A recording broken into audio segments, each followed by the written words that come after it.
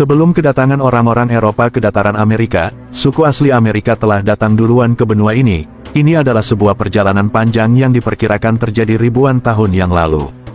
Menurut teori yang paling banyak diterima, nenek moyang suku asli Amerika pertama kali tiba di benua ini melalui daratan yang dikenal sebagai Beringia. Daratan ini menghubungkan Asia dan Amerika Utara selama zaman es terakhir, sekitar 15.000 hingga 20.000 tahun yang lalu, ketika permukaan air laut lebih rendah dari sekarang. Perjalanan ini bukanlah hal yang mudah. Mereka harus melintasi wilayah yang keras dan tidak ramah, tetapi tekad dan keterampilan bertahan hidup mereka membuat mereka mampu menghadapi tantangan tersebut. Setelah tiba di Amerika Utara, mereka mulai menyebar ke seluruh benua, dari daerah kutub utara hingga selatan.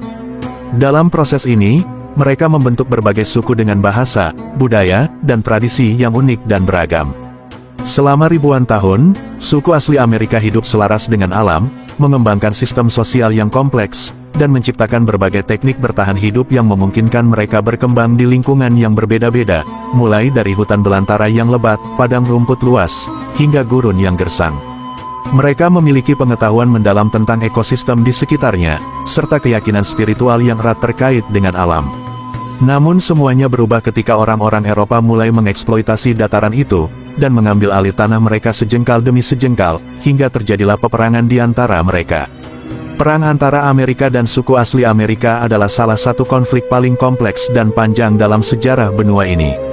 Perang ini bukanlah satu pertempuran tunggal, melainkan serangkaian konflik yang berlangsung selama berabad-abad, dimulai sejak kedatangan bangsa Eropa di Amerika Utara pada akhir abad ke-15 dan terus berlanjut hingga akhir abad ke-19.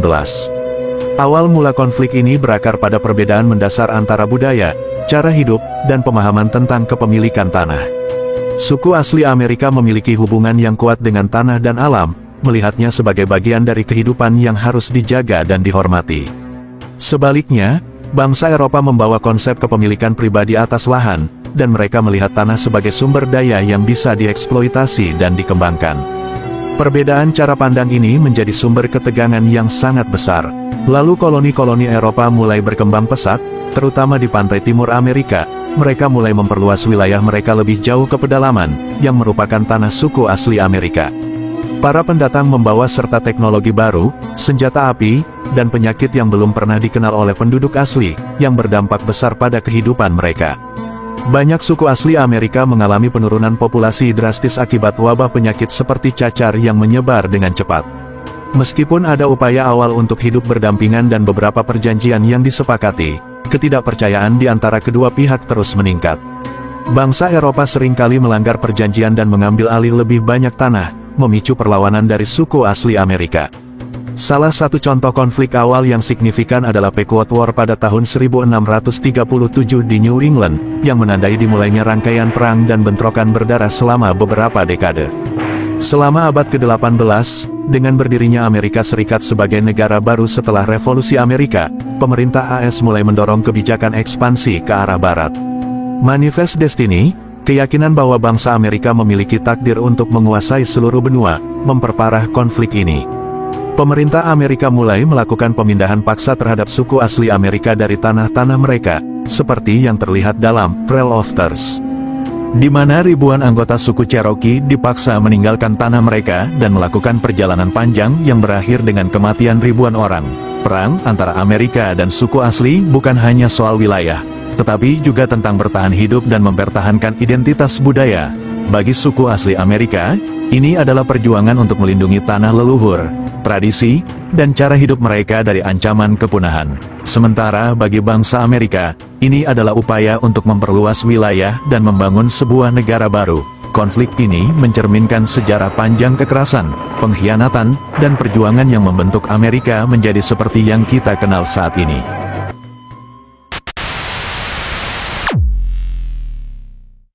Sejarah kedatangan bangsa Eropa di benua Amerika dimulai pada akhir abad ke-15, ketika Eropa berada di tengah periode eksplorasi besar yang dikenal sebagai zaman penjelajahan. Selama periode ini, bangsa-bangsa Eropa seperti Spanyol, Portugal, Inggris, dan Prancis berlomba-lomba menemukan jalur perdagangan baru ke Asia untuk mendapatkan rempah-rempah, emas, dan kekayaan lainnya. Salah satu tokoh penting yang memulai era eksplorasi ini adalah Christopher Columbus. Christopher Columbus lahir di Genoa, Italia, sekitar tahun 1451. Sejak muda, ia sudah tertarik dengan laut dan menjadi pelaut urung. Pada masa itu, rute perdagangan utama dari Eropa ke Asia melibatkan perjalanan darat yang panjang dan berbahaya, atau melalui jalur laut mengitari Afrika yang dikendalikan oleh Portugis. Columbus memiliki gagasan berbeda. Ia percaya bahwa dengan berlayar ke arah barat melintasi Samudra Atlantik, ia bisa menemukan rute yang lebih cepat ke Asia. Columbus menghadapi banyak tantangan dalam mencari dukungan untuk rencananya. Setelah gagal meyakinkan para penguasa di Portugal dan Italia, ia akhirnya mendapat dukungan dari Raja Ferdinand dan Ratu Isabella dari Spanyol. Pada tahun 1492, mereka sepakat untuk membiayai ekspedisinya, berharap menemukan rute perdagangan baru dan memperluas kekuasaan Spanyol.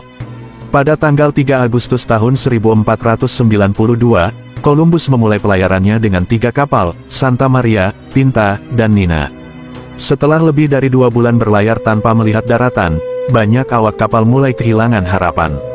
Namun, pada tanggal 12 Oktober tahun 1492, mereka akhirnya melihat daratan, yang kemudian diketahui sebagai salah satu pulau di Kepulauan Bahama.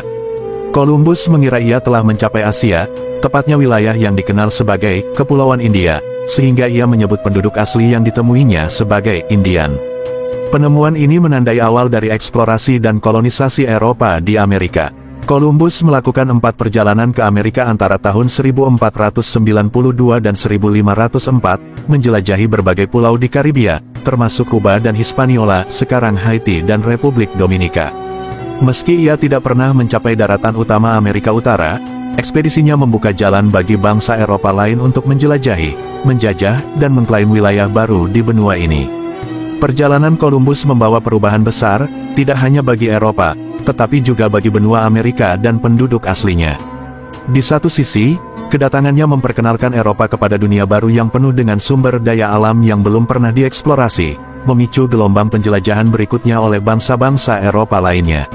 Namun, di sisi lain, kedatangan Eropa membawa dampak bencana bagi penduduk asli Amerika.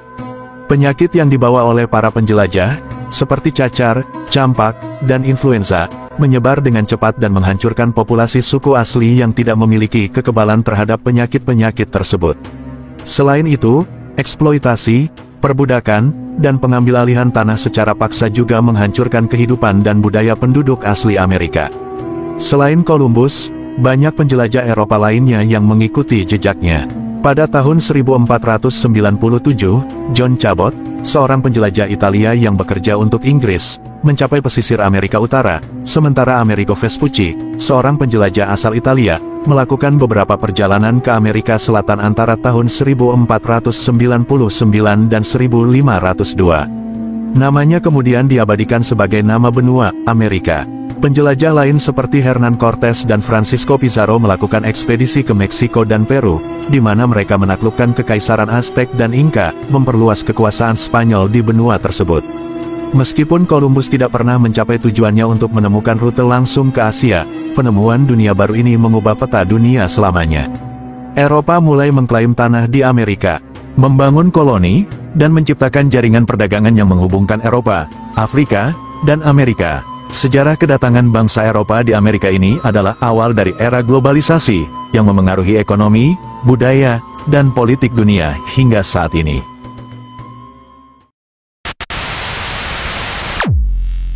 Pada abad ke-19, Amerika Serikat mengadopsi konsep yang dikenal sebagai Manifest Destiny, keyakinan bahwa bangsa Amerika memiliki takdir untuk memperluas wilayah mereka dari pantai Atlantik hingga Pasifik.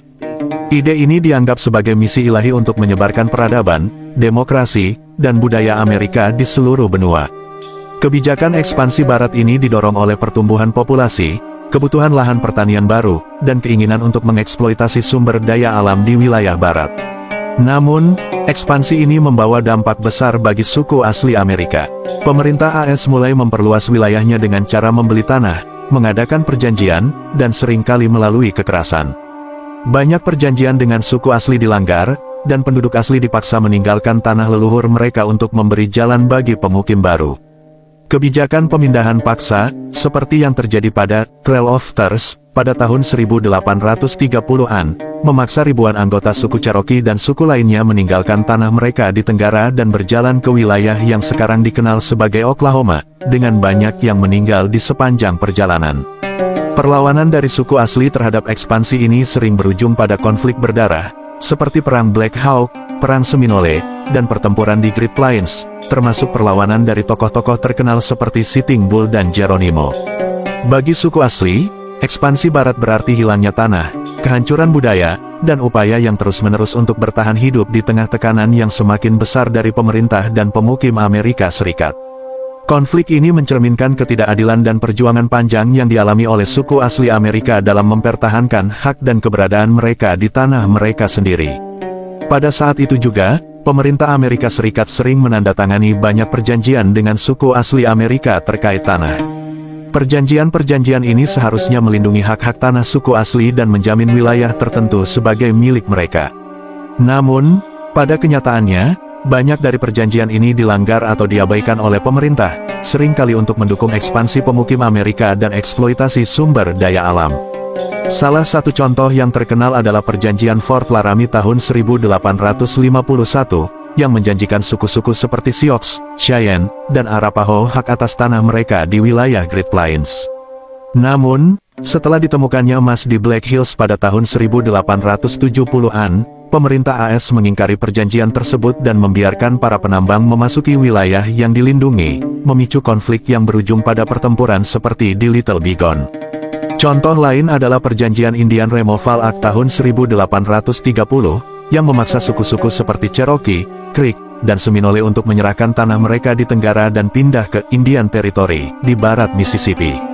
Meskipun ada perjanjian yang seharusnya melindungi mereka, ribuan penduduk asli dipaksa melakukan perjalanan panjang yang penuh penderitaan yang dikenal sebagai Trail of Tears, di mana banyak yang meninggal karena kelaparan, penyakit, dan kelelahan. Pelanggaran perjanjian-perjanjian ini mencerminkan kebijakan pemerintah AS yang seringkali memprioritaskan ekspansi dan kepentingan ekonomi di atas keadilan dan hak suku asli Amerika.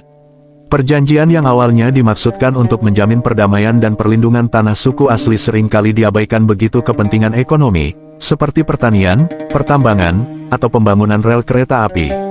Hal ini menjadi salah satu penyebab utama konflik berkepanjangan antara pemerintah AS dan suku asli Amerika sepanjang abad ke-19.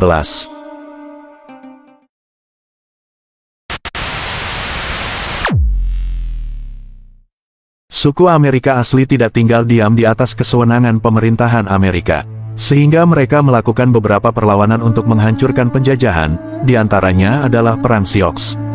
Perang Sioux, yang berlangsung pada akhir abad ke-19, adalah salah satu contoh paling terkenal dari perlawanan suku asli Amerika. Suku Sioux, yang dipimpin oleh tokoh-tokoh seperti Sitting Bull, berjuang melawan kebijakan pemerintah yang berusaha mengambil tanah mereka dan memindahkan mereka ke reservasi.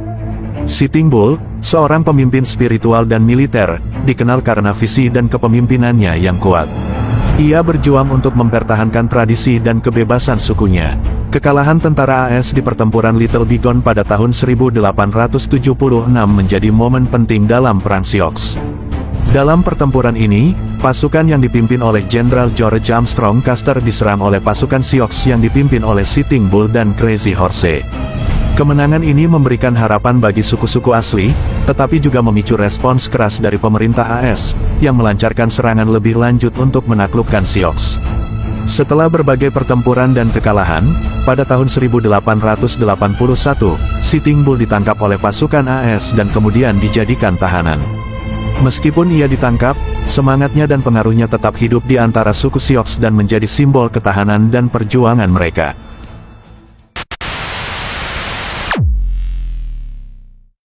Di sisi lain benua, suku Apache, yang dipimpin oleh Geronimo, juga terlibat dalam perjuangan sengit melawan penjajahan. Geronimo, seorang pemimpin militer yang tangguh, menjadi terkenal karena perlawanan berani yang dilakukannya melawan pasukan AS selama beberapa dekade. Dia terkenal dengan taktik gerilanya, menggunakan pengetahuan tentang medan untuk menghindari pasukan yang lebih besar dan lebih baik dilengkapi. Geronimo dan kelompoknya melakukan berbagai serangan terhadap pemukim kulit putih dan pasukan AS, yang mencoba merebut tanah mereka. Pertempuran demi pertempuran, Geronimo terus berjuang untuk kebebasan sukunya meskipun terdesak. Pada tahun 1886, setelah bertahun-tahun melawan, Geronimo akhirnya menyerah. Penyerahannya menandai akhir dari perlawanan Apache, tetapi semangatnya dan kisah perjuangannya tetap hidup dalam ingatan banyak orang.